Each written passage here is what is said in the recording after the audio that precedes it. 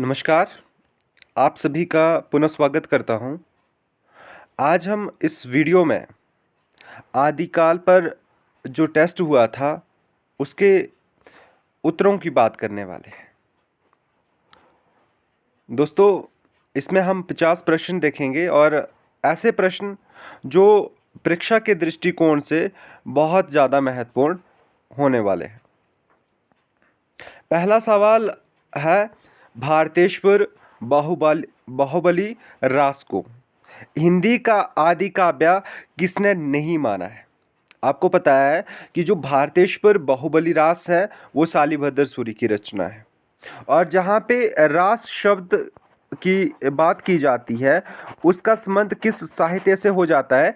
जैन साहित्य से हो जाता है। तो मुनिजिन विजय, दशरथ ओझा और गणपति चंद्रगुप्त और हजारी प्रसाद द्विवेदी, इनमें से कौन सा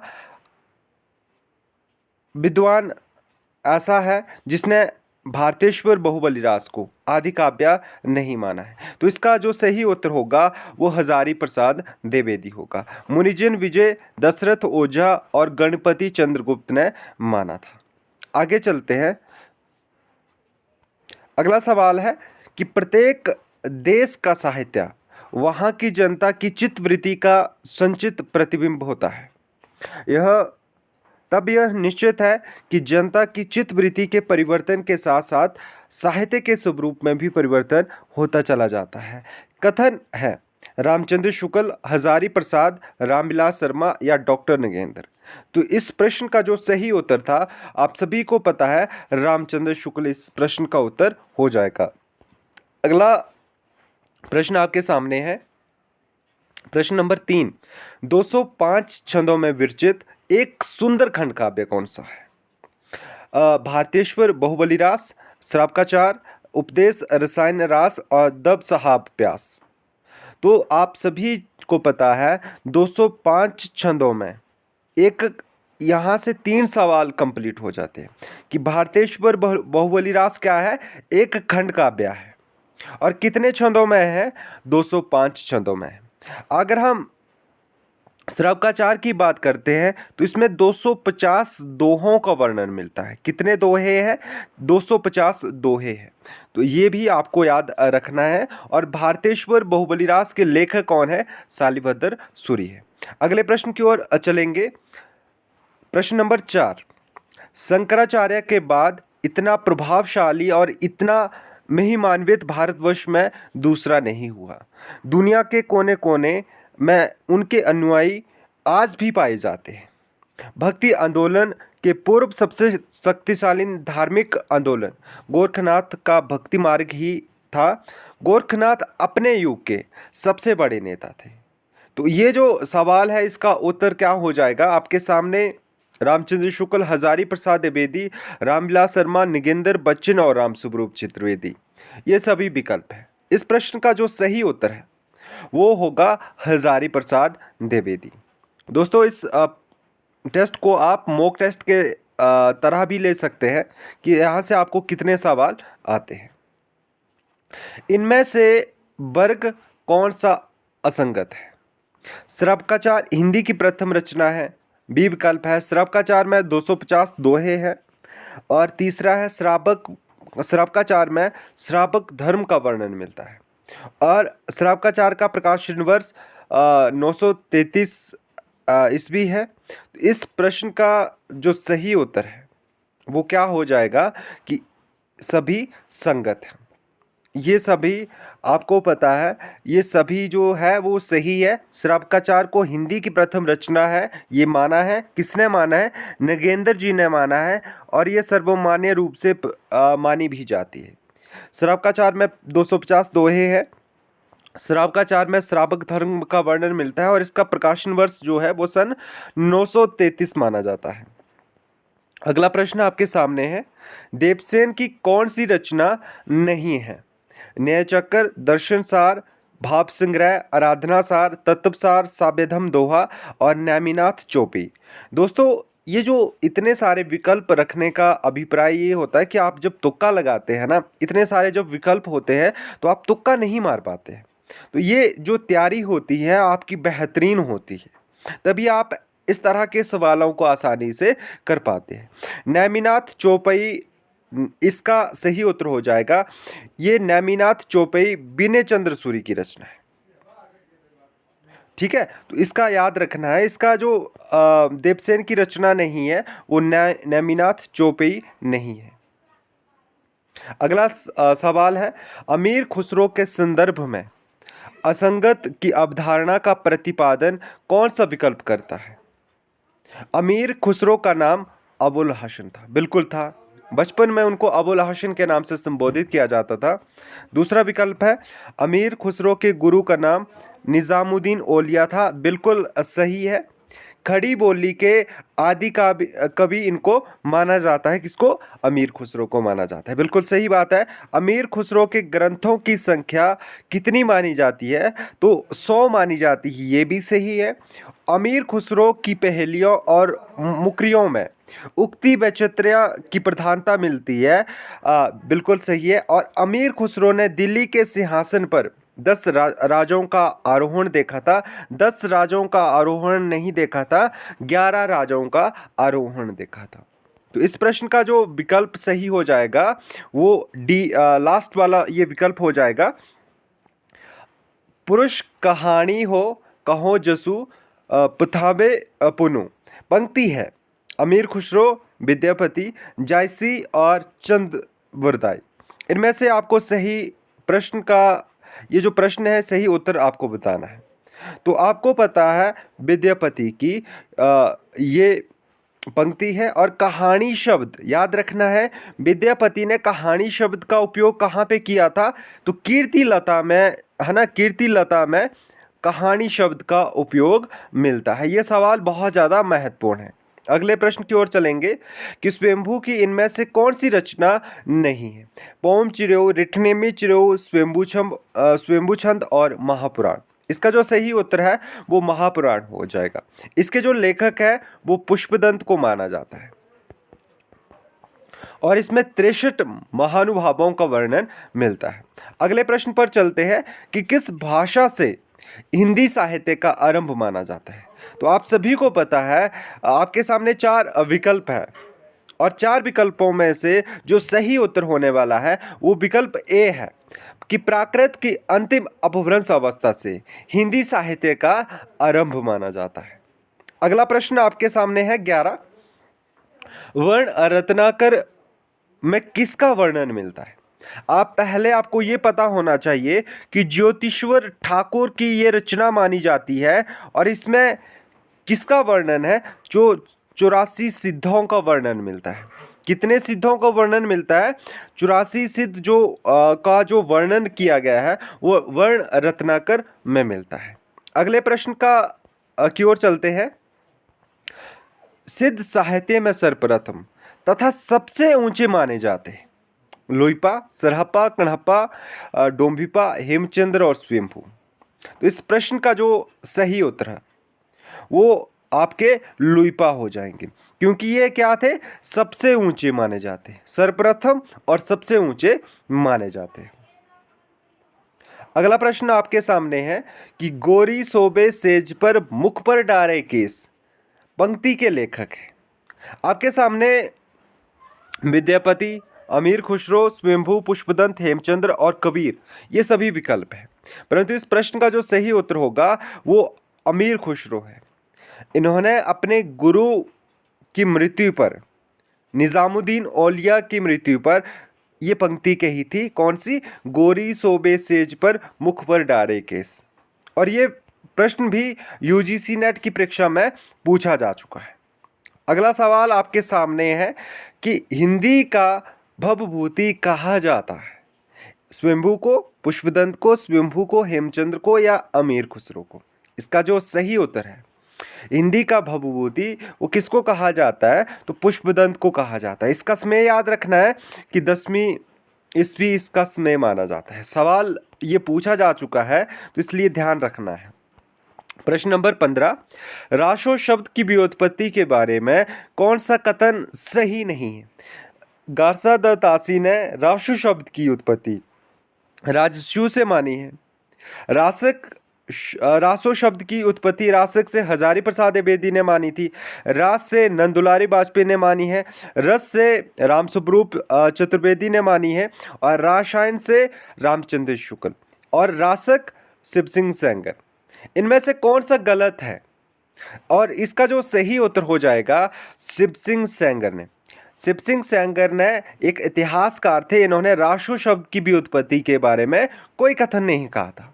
अगला सवाल आपके सामने है कि विद्यापति के संदर्भ में इनमें से कौन सा कथन नहीं कहा गया है कि विद्यापति को पंचदेव उपासक कहा गया है? हरप्रसाद शास्त्री ने कहा था, आपको पता है। नागिन की लहर विद्यापति को कहा जाता है। पदावली की जब बात करते हैं तो वहाँ पर सूर्यकांत त्रिपाठी निराला जी बात करते हैं। सिंगार रस का सिद्ध बाग कवि विद्यापति को किसने कहा था? हजारी प्रसाद द्विवेदी ने कहा था, तो ये भी कहा है। विद्यापति को जातीय कवि किसने कहा है?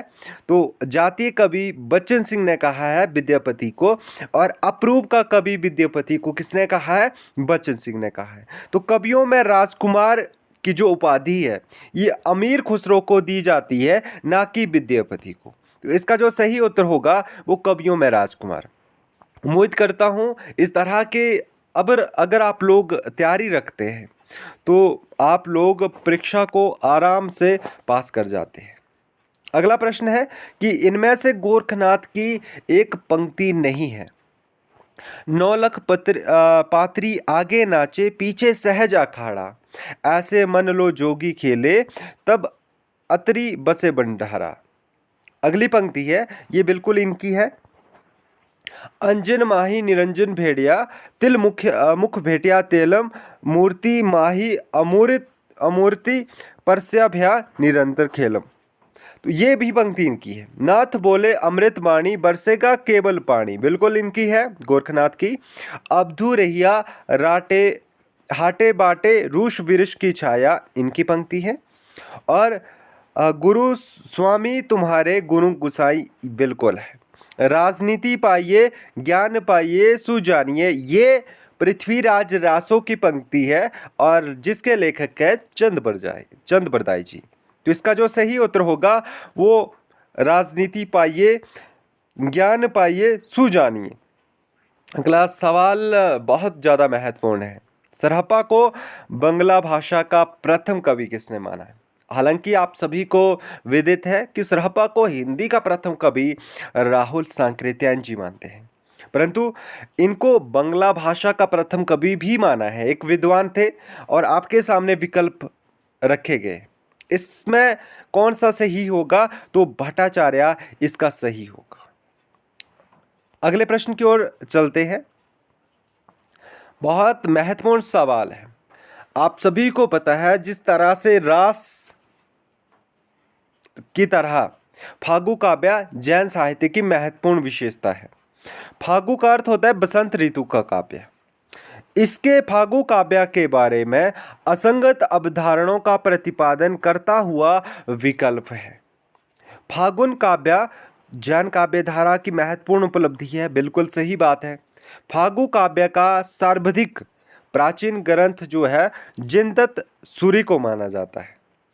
फागु का अर्थ होता है बसंत ऋतु का काव्य, और फागु का सर्वाधिक सुंदर काव्य जो है वो सिरिथुली भाद्र फागु को माना जाता है, और जो पूरा फागु है वो 26 छंदों में है या सभी संगत है। तो इसका जो सही आंसर होने वाला है वो पूरा जो फागु काव्य है वो 27 छंदों में है, 27 छंदों में है। यहाँ से ये महत्वपूर्ण सवाल है कि फागु काव्य का सर्वाधिक प्राचीन ग्रंथ कौन सा है जो जिनचंद सूरि को माना जाता है, और सर्वाधिक सुंदर काव्य कौन सा है फागु काव्य? तो सिरिथुलीभद्र फागु को माना जाता है। यहाँ से प्रत्येक प्रश्न से आपका पूरा कॉन्सेप्ट क्लियर हो रहा है, एक पूरा काव्य धारा आपकी पूरी कंप्लीट हो रही है। इनमें से किस साहित्य ग्रंथ में 952 कवियों का वर्णन मिलता है? The modern vernacular literature of Hindustan, भाषा काव्य संग्रह, शिव सिंह सरोज और मिश्र बंधु विनोद, और इस्तबार द ला लितेतर इंदु हिंदुस्तानी। ये बहुत ज़्यादा फेमस है। तो इस 20वें प्रश्न का आप आंसर देंगे। ये सवाल जहाँ तक मुझे लगता है प्रत्येक बच्चे को इस प्रश्न का उत्तर पता होना चाहिए। अगला प्रश्न है, पृथ्वीराज रासो के को अर्ध प्रमाणिक मानने वाले इनमें से एक नहीं है। मुनिजिन विजय, सुनीति कुमार, हजारी प्रसाद द्विवेदी, दशरथ ओझा और डॉक्टर बुल्लर। पृथ्वीराज रासो को अर्ध प्रमाणिक मानने वालों में से एक नहीं है। विजय ने माना है, सुनीति कुमार ने माना है, हजारी प्रसाद मानते हैं, आपके दशरथ मानते हैं, डॉक्टर बुल्लर नहीं मानते। ये अप्रमाणिक कहते हैं, याद रखना है। इन्होंने पृथ्वीराज विजय जो कश्मीरी कवि जैनिक थे, जिसके लेखक जैनिक थे, इनकी रचना के आधार पर डॉक्टर बुल्लर ने 1875 में पृथ्वीराज रासो को अप्रमाणिक घोषित किया था, सबसे पहले। याद रखिएगा। अगला सवाल आपसे पूछा गया था कि इनमें से किस कवि का वास्तविक नाम विष्णु शर्मा था। तो आप सभी को पता है, काल ज्ञान निर्णय के जो लेखक है वो मत्स्येंद्र नाथ है, और काल ज्ञान निर्णय जो मत्स्येंद्र नाथ की रचना है उसके जो संपादक है वो कौन से माने जाते हैं? तो संपादक है प्रबोध चंद्र बागची, जिन्होंने दोहा कोश का भी संपादन किया है। दोस्तों, लेखक और संपादक में अंतर होता है। जो रचनाएं करता है उसको लेखक बोलते हैं, जो उस रचना को प्रकाशित करता है उसको हम संपादक कहते हैं। गोरखनाथ की कौन सी रचना नहीं है? अगला सवाल है, शब्द, पद, शब्दवार, रोमावली, पंचमात्रा और पौंचिरू। आसान सवाल है। शब्द इनकी रचना है, पद इनकी रचना है, शब्दवार इनकी रचना है, रोमावली इनकी रचना है, पंचमात्रा इनकी रचना है, पौंचिरू स्वयंभू की रचना है, गोरखनाथ की रचना नहीं है। और गोरखनाथ की आप सभी जानते हैं कि नाथ साहित्य के जो प्रवर्तक है वो गोरखनाथ को माना जाता है। गोबर से उत्पन्न होने के कारण इनको गोरक्षनाथ भी कहा जाता है। ये भी जानकारी आपको पता होनी चाहिए। नगर बाहिरे डोंबी तुहरी कुड़ियाँ छी पंक्ति के लेखक कौन है? आप सभी को बच्चे को पता है जो मुझसे पढ़ते हैं। डोंबी शब्द का इस्तेमाल कौन करता है? तो मैंने आपको बताया था, कण्हप्पा। जिन पंक्तियों में डोंबी शब्द मिलता है वो पंक्ति कण्हप्पा की मिलती है। पीजीटी का हाल ही में बैच चले हुए हैं। अगर आप लोग जुड़ना चाहते हैं 80 917 37 287 पर आप कांटेक्ट कर सकते हैं। अगर आप नहीं पढ़ना चाहते हैं तब भी आप इस यूट्यूब पर रह सकते हैं, ये फ्री है। जो भी सीरीज जो आपकी पीजीटी की एग्ज़ाम आने वाला है उसके लिए जो भी प्रश्न पत्र या जो टेस्ट होंगे वो आपको हल करवाए जाएंगे। इसके अतिरिक्त आपको जो भी विधा पढ़ने में आपको कठिन लगती है उसका आप कमेंट बॉक्स में बता सकते हैं, ताकि मैं उस विधा को आसानी के साथ आपको समझा पाऊँगा। और आपने कोशिश करनी है, उस विधा को मैं जब समझा रहा हूँगा तो अपना पेन और कॉपी का इस्तेमाल ज़रूर करना है, क्योंकि हर एक शिक्षक का जो पढ़ाने का तरीका होता है वो अलग होता है। ठीक है, तो हिंदी साहित्य को जो मैंने पढ़ा है, समझा है, वो अलग तरह से समझा है। तो इसलिए आप लोग जो भी विषय वस्तु रखेंगे जो आपको कठिन लगता है उसको मैं पढ़ाने का प्रयास करूंगा, आपको समझाने के लिए भरपूर प्रयास करूंगा। अगला प्रश्न है 25। रामचंद्र शुक्ल ने भक्ति काल को कितने भागों में विभाजित किया है? सवाल आ चुका है, तो 4 भागों में विभाजित किया है। रामचंद्र शुक्ल ने भक्ति काल को क्या नाम दिया था? भक्ति काल नाम दिया था। रीतिकाल को क्या नाम दिया था? रीतिकाल का नाम दिया था। अगला सवाल है, भारतेंदु काल को पुनर्जागरण काल और द्विवेदी काल को जागरण सुधार काल किसने कहा था? यहां से आपके 2 प्रश्न कंप्लीट होते हैं। तो भारतेंदु को पुनर्जागरण किसने कहा था और द्विवेदी को जागरण सुधार काल किसने कहा था? तो ये डॉक्टर नगेंद्र जी ने कहा था। अगर हम रामविलास शर्मा की बात करते हैं तो इन्होंने नव जागरण कहा था भारतेंदु युग को, ये भी याद रखना है। आगे चलते हैं, अगला प्रश्न है प्रश्न नंबर 27। जैन काव्य धारा के कवियों ने अपने धर्म का प्रचार प्रसार किया था, उत्तर पूर्व पश्चिम या दक्षिण। आप बच्चे जब सिद्धों की बात करते हैं तो सिद्धों ने पूर्व भाग में अपना प्रचार प्रसार किया था, और नाथ और जैन की बात करते हैं तो इन्होंने अपना जो प्रचार क्षेत्र था वो पश्चिम भाग था। कौन सा क्षेत्र था? तो पश्चिम भाग में इन्होंने अपने धर्म का प्रचार प्रसार किया था। अगला प्रश्न, यहाँ से लगभग 5-6 सवाल कंप्लीट होते हैं। इनमें से कौन सा असंगत है? बच्चे आप सोच रहे होंगे कि इस तरह का टेस्ट होता ही नहीं, पर आप जब ऐसे सवालों से गुजरेंगे तभी तो आपको जो पेपर होगा आपका वो आपको आसान लगेगा।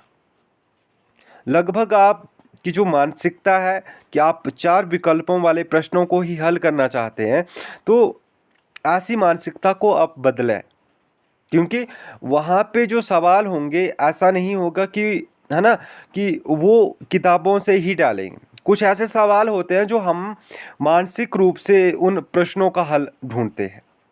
अपने दिमाग से कुछ प्रश्न आप ढूंढने का प्रयास कीजिए। ये प्रश्न उसी तरह का है। अमीर खुसरो अवधी के प्रथम कवि है, राम कुमार वर्मा जी ने कहा है, क्या सही है? हिंदी के आरंभिक रूप को अभट्ट ने कहा है, भोला शंकर व्यास ने कहा है। पुरानी हिंदी मानते हैं, गुलेरी, राहुल और शुक्ल। यहाँ से लगभग 3 सवाल तो यही हो जाते हैं कि पुरानी हिंदी मानते हैं, गुलेरी, राहुल, शुक्ल बिल्कुल मानते हैं। अत्यधिक विरोधी और व्याघातों का युग आदिकाल को किसने कहा था? हजारी प्रसाद द्विवेदी ने कहा था। क्या ये सही है? अनिर्दिष्ट लोक प्रवृत्ति का युग आदिकाल है, रामविलास शर्मा ने कहा था। हिंदी में दोहा, चौपाई, छंद में अनुवाद भगवत गीता का कवि भूपाल ने किया था। हिंदी में दोहा, चौपाई, छंद में अनुवाद भगवत गीता का कवि भूपाल ने किया था। ये सही है। इसका जो गलत छांटना था आपने, तो अनिर्दिष्ट लोक प्रवृत्ति का जो युग है वो रामचंद्र शुक्ल जी कहते हैं। इसके अतिरिक्त जितने भी सवाल हैं कि अमीर खुसरो को अवधी भाषा का प्रथम कवि राम कुमार वर्मा ने माना है, बिल्कुल सही है। हिंदी के आरंभिक रूप को अभट्ट कहा है, बिल्कुल सही है। और गुलेरी, राहुल, शुक्ल जी ने पुरानी हिंदी मानते हैं, बिल्कुल सही है। अत्यधिक विरोधी और व्याघातों का युग आदिकाल को कहा है, हजारी प्रसाद द्विवेदी ने कहा है, बिल्कुल सही बात है। और हिंदी में दोहा, चौपाई में भगवत गीता का जो अनुवाद किया है वो कवि भूपाल ने किया है, बिल्कुल सही प्रश्न का उत्तर है ये। प्रश्न नंबर 29 पर चलते हैं कि इनमें से कौन सा विकल्प गलत है। तो बच्चे यहाँ से आप 5 सवाल के उत्तर जानते हैं। पृथ्वीराज विजय के लेखक है जैनिक, ये कश्मीर के रहने वाले थे, और मैंने आपको जैसे कि बताया ना कि ये कश्मीर के रहने वाले हैं, और इसी रचना के आधार पर डॉक्टर बुल्हर ने 1875 में पृथ्वीराज रासो को अप्रमाणिक माना था। हिंदी में बारहमासा का वर्णन सर्वप्रथम विशलदेव रासो में मिलता है, बिल्कुल मिलता है, बिल्कुल सही उत्तर है इसका। और जो 12 मासा का आरंभ होता है वो किस महीने से होता है? कार्तिक महीने से होता है, ये भी याद रखना है। कैमास, बद्ध, पद्मावती, स्मेर, कन, उज, समय, ये सभी पृथ्वीराज रासो के महत्वपूर्ण सर्ग हैं। जहाँ तक आप पीजीटी की बात करते हैं तो यहाँ से सवाल भी पूछा जा चुका है सर्गों से। वीर काव्य परंपरा का प्रथम ग्रंथ विशलदेव रासो को मानते हैं, बिल्कुल मानते हैं, शुक्ल जी मानते हैं। और अलाह खंड बसंत ऋतु में गाया जाता है, गलत है ये। बरसात, अलाह खंड का जो संबंध है वो बरसात ऋतु से है। तो ये जितने भी और विकल्प है वो सही है, और लास्ट वाला जो विकल्प है अलाह खंड जो है वो बरसात ऋतु में या वर्षा ऋतु में गाया जाता है। अगला प्रश्न है प्रश्न नंबर 30। शुक्ल ने अपने इतिहास में किनके इतिहासों को कविवृत्त संग्रह कहा है? तो रामचंद्र शुक्ल ने एक इतिहास लिखा था, हिंदी साहित्य का इतिहास। उसमें रामचंद्र शुक्ल ने कविवृत्त संग्रह के नाम से कवियों के इतिहास को स्थान दिया था। तो शिव सिंह सेंगर, गिरीशन और मिश्र बंधु ये सभी है। इन तीनों को कविवृत्त संग्रह में रामचंद्र शुक्ल जी ने स्थान दिया है। अगला सवाल है प्रश्न नंबर 31। ये भी सवाल लगभग इसके 1 2 3 4 5 6 विकल्प है इसके, और 6 प्रश्न हैं ये अपने आप में। इनमें से गलत है। अब्दुल रहमान को हिंदी का प्रथम कवि हजारी प्रसाद द्विवेदी ने माना था। बिल्कुल सही बात है। मुंज कवि को हिंदी का प्रथम कवि किसने माना है? गुलेरी ने माना है। भोज को हिंदी का प्रथम कवि किसने माना है? तो शुक्ल जी ने माना है। बिल्कुल सही बात है। और शालिभद्र सूरी को हिंदी का प्रथम कवि गणपति चंद्रगुप्त मानते हैं। पुष्य कवि को हिंदी का प्रथम कवि रामकुमार वर्मा ने माना है। और लास्ट विकल्प है स्वयंभू को हिंदी का प्रथम कवि किसने माना है? रामकुमार वर्मा ने माना है। इसमें जो गलत होने वाला है वो कौन सा है? पुष्य कवि को हिंदी का प्रथम कवि शिव सिंह सेंगर ने माना है। ये बात ध्यान रखिएगा। अगला सवाल है रास काव्य धारा में लिखा गया दूसरा ग्रंथ कौन सा है? दूसरा रास ग्रंथ कौन सा है? उपदेश रसायन रास, संदेश रासक, भारतेश्वर बाहुबली रास, पंच पांडव चरित रास। और इनमें से कौन सा? इनमें से कोई नहीं। तो इसमें आपने जो रास काव्य धारा का दूसरे ग्रंथ का उत्तर बताना है कि दूसरा रास ग्रंथ कौन सा है। तो इस प्रश्न का जो सही उत्तर हो जाएगा वो संदेश रासक है, अब्दुल रहमान का है। और प्रथम रास ग्रंथ की बात करें तो उपदेश रसायन रास को बात की जाती है। प्रथम ऐतिहासिक रास ग्रंथ की बात करें तो पंच पांडव चरित रास है। और हिंदी में प्रथम रास ग्रंथ की बात करें तो भारतेश्वर बाहुबली रास की बात की जाती है। कढ़प्पा पांडित्य और कवित्व में बेजोड़ थे, ये कथन किसका है? तो ये आपके सामने विकल्प रखे गए हैं। कढ़प्पा के बारे में ये कथन किसका है? राहुल जी का है, हजारी प्रसाद द्विवेदी का है, रामविलास शर्मा का है, नगेंद्र है, बच्चन सिंह है। तो इस प्रश्न का जो सही उत्तर होगा वो विकल्प ए होगा, राहुल जी। प्रश्न नंबर 34।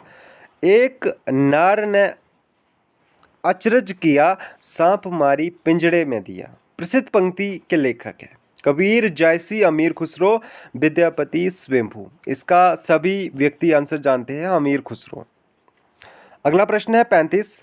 नाथ साहित्य के बारे में कौन सा विकल्प नहीं है?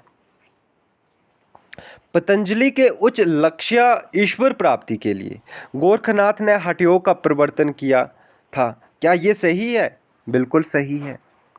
सिद्धांत पद्धति जो गोरखनाथ की रचना है उसमें ह का अर्थ सूर्य बताया गया है और ठ का अर्थ चंद्र बताया गया है। इनको जोड़ने से हठयोग स्थापित होता है। बिल्कुल सही बात है। 60 चक्रों वाला योग मार्ग किसने चलाया था? गोरखनाथ ने चलाया था। नाथ साहित्य का प्रवर्तक किसको माना जाता है? गोरखनाथ को माना जाता है। गोरखनाथ को चौथे बोधिसत्व अवलोकितेश्वर कहा जाता है, क्या ये सही है? या गोरखनाथ को हिंदी का प्रथम गद्य लेखक माना जाता है? तो मिश्र बंधु को बिल्कुल सही बात है कि हिंदी का प्रथम गद्य लेखक मिश्र बंधुओं को किसने माना? गोरखनाथ को किसने माना है? मिश्र बंधुओं ने माना है। तो गोरखनाथ को चौथे बोधिसत्व अवलोकितेश्वर नहीं कहा जाता है। तो ये किसको कहा जाता है? ये भी आपसे सवाल है, ये भी आपने कमेंट बॉक्स में बताना है। बच्चे, मैं कोशिश करता हूँ प्रत्येक तथ्य को समझाने के लिए, जितना भी मेरे पास ज्ञान है वो आप तक पहुँच जाए। तो इसलिए आपने इस वीडियो को अगर आपको अच्छी लगती है तो आपको बताना भी है। और जो भी इसमें मैंने सवाल पूछे, मैं सवाल इसलिए करता हूँ ताकि मैं ये जान सकूँ कौन सा बच्चा प्रश्न का उत्तर दे पा रहा है, कौन सा बच्चा नहीं दे पा रहा है। तो आप सभी से निवेदन है कि आपने कोशिश करनी है इन प्रश्नों के जो प्रश्न रह गए हैं उनके उत्तर देने की। प्रश्न नंबर 36 हजारी प्रसाद द्विवेदी का इनमें से कौन सा साहित्य ग्रंथ नहीं? हिंदी साहित्य की भूमिका, हिंदी साहित्य का आदिकाल, हिंदी साहित्य उद्भव और विकास। और हिंदी भाषा और उद्भव और विकास ये नहीं है। ये किसका है फिर? हिंदी भाषा उद्भव और विकास हजारी प्रसाद द्विवेदी का नहीं है, तो ये किसका है? तो उदय नारायण का है। अगले सवाल की ओर चलते हैं। प्रश्न नंबर 37 नाथ साहित्य के अंतर्गत आने वाली इनमें से कौन सी विशेषता है? नाथ पंथ बौद्धों की वज्रयान शाखा से निकले हुए थे, बिल्कुल सही बात है। नाथ पंथ बौद्धों की सहजयान से निकले हुए थे। नाथ साहित्य का प्रभाव कबीर पर सबसे कम पड़ता है। नाथ साहित्य का प्रभाव कबीर पर सबसे कम पड़ता है। सिद्ध साहित्य में से नाथ साहित्य विकसित नहीं हुआ है, सभी संगत है। इसमें जो सही छांटना था वो है कि नाथ पंथ बौद्धों की वज्रयान शाखा से निकले हुए थे। नाथ पंथ बौद्धों की सहजयान शाखा से नहीं निकले हुए थे, सहजयान शाखा से जैन निकले हुए थे। ये याद रखना है। आप सभी को पता है जब हम बौद्ध धर्म की बात करते हैं बच्चों, तो बौद्ध धर्म को हम दो भागों में बांटते हैं, एक हीनयान और एक महायान। और महायान आगे जाकर वज्रयान और सहजयान, वज्रयान और सहजयान में विभाजित हो जाती। वज्रयान में सिद्ध की उत्पत्ति होती है और सिद्धों से नाथों की उत्पत्ति होती है। सहजयान में सिर्फ जैन काव्यधारा के लोग आते हैं। तो ये आपको समझ आ गया होगा। प्रश्न नंबर 38 सिद्धों और नाथों दोनों में कौन से कवि नहीं आते? नागार्जुन, गोरखनाथ, चरपटनाथ, जालंधर या सरापा? इसका सिंपल सा उत्तर है सरापा नहीं आते। और सभी कवि सिद्धों और नाथों दोनों काव्यधारा में आते हैं। पृथ्वीराज रासो को प्रामाणिक मानने वाले इनमें से कौन से विद्वान नहीं है? तो आपको सभी को पता है रामचंद्र शुक्ल जी नहीं है।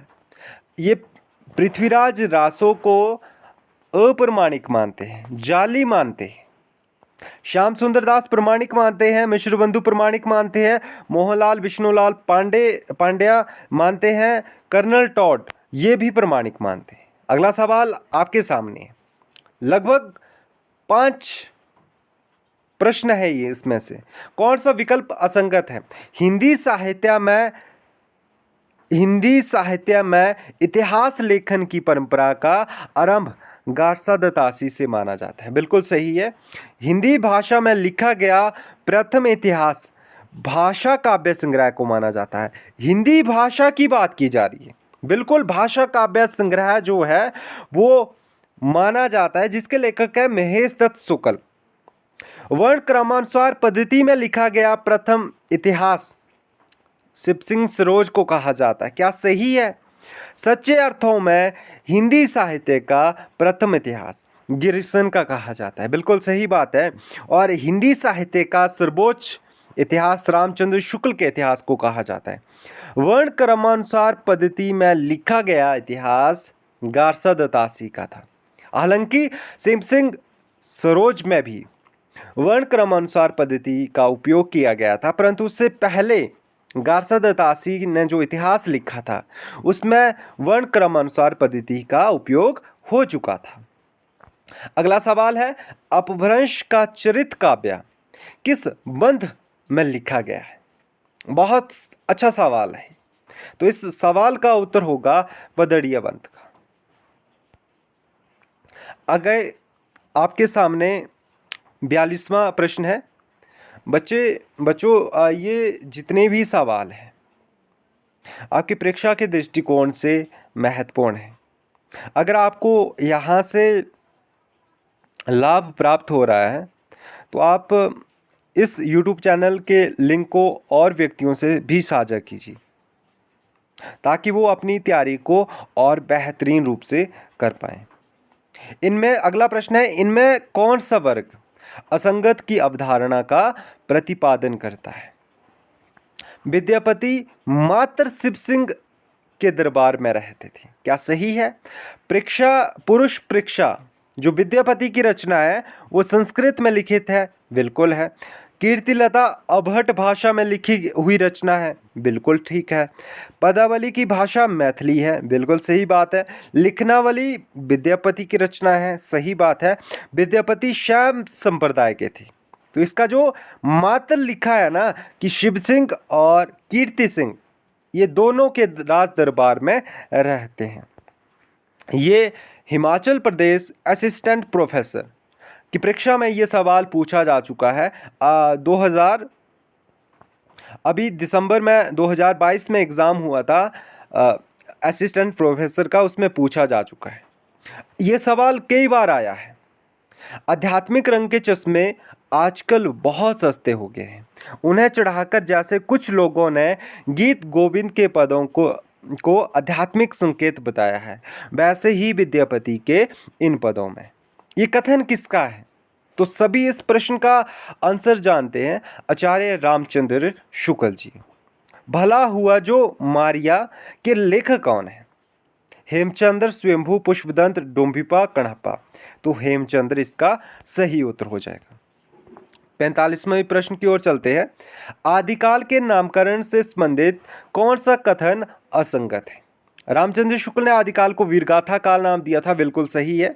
आधार काल मोहन अवस्थी के अतिरिक्त सुमन राज्य ने भी दिया था। वीरकाल विश्वनाथ ने दिया था। आदिकाल को प्रारंभिक काल गणपति चंद्र गुप्त ने दिया था और सिद्ध सामंत काल इन्होंने नहीं दिया था, राहुल जी ने दिया था, राहुल सांकृत्यायन ने दिया था। आगे चलते हैं, प्रश्न नंबर 46। इनमें से किस रचना में 35 छंदों का वर्णन मिलता है? बहुत बेहतरीन सवाल है। तो इस प्रश्न का उत्तर हो जाएगा चंदन बाला रास, जो आस्कू की रचना है और ये भी यूजीसी नेट में पूछी जा चुकी रचना है कि चंदन बाला रास के लेखक कौन है।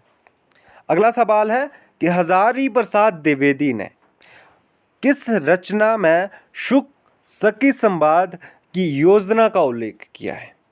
तो आप सभी को पता है सुख सखी एक मिलता है भृंग भृंगी, और ये जो दोनों कथन है वो हजारी प्रसाद द्विवेदी के।